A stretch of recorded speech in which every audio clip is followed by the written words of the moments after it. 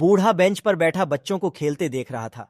वह मुस्कुराया क्योंकि उसे एक समय याद आया जब वह उनकी तरह युवा और लापरवाह था। लेकिन वे दिन लंबे चले गए थे।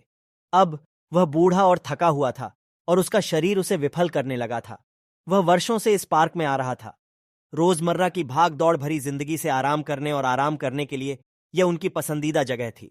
उन्हें बच्चों को खेलते देखना अच्छा लगता था और जब वे यहां होते थे तो उन्हें हमेशा शांति का एहसास होता था। आज वह विशेष रूप से उदास महसूस कर रहा था। उसने अभी अभी अपनी पत्नी को खोया था और वह अभी भी उसके खोने का शोक मना रहा था। वह उसे बहुत याद करता था और वह नहीं जानता था कि वह उसके बिना कैसे चलेगा। जैसे ही वह बेंच पर बैठा, उसने उन सभी अच्छे पलों के बारे में सोचा जो उन्होंने एक साथ बिताए थे। उन्हें उनकी शादी का दिन, उनके बच्चों का जन्म और साथ में बिताए गए सभी सुखद वर्ष याद आ गए। वह मुस्कुराया क्योंकि उसने साझा किए गए सभी प्यार को याद किया। वह जानता था कि वह चाहती है कि वह खुश रहे और उसने उसे गौरवान्वित करने की कसम खाई। वह पार्क में आता रहता और बच्चों को खेलते देखता। वह जीवन में साधारण चीजों में खुशी पाता और वह अपनी पत्नी के साथ साझा किए गए प्यार को कभी नहीं भूलता। जैसे ही वह बेंच पर बैठा, उसने अपने कंधे पर एक कोमल हाथ महसूस किया। उसने मुड़कर देखा तो एक युवती खड़ी थी। वह उस पर मुस्कुराई और बोली, नमस्कार, मेरा नाम सारा है।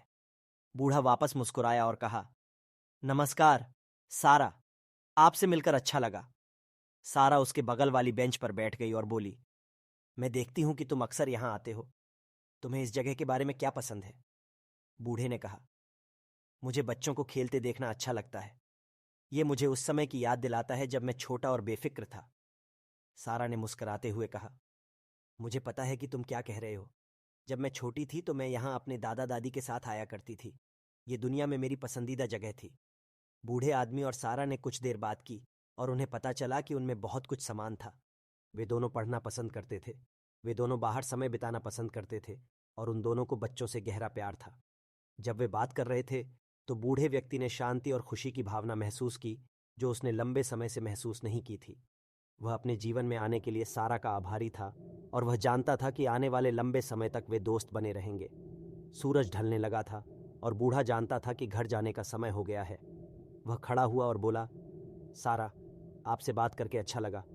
मैं आपसे जल्द ही दोबारा मिलने की उम्मीद करता हूँ। सारा उठ खड़ी हुई और बोली, मैं भी यही आशा करती हूँ। बूढ़ा मुस्कुराया और बोला, अलविदा सारा। सारा वापस मुस्कुराई और बोली, अलव।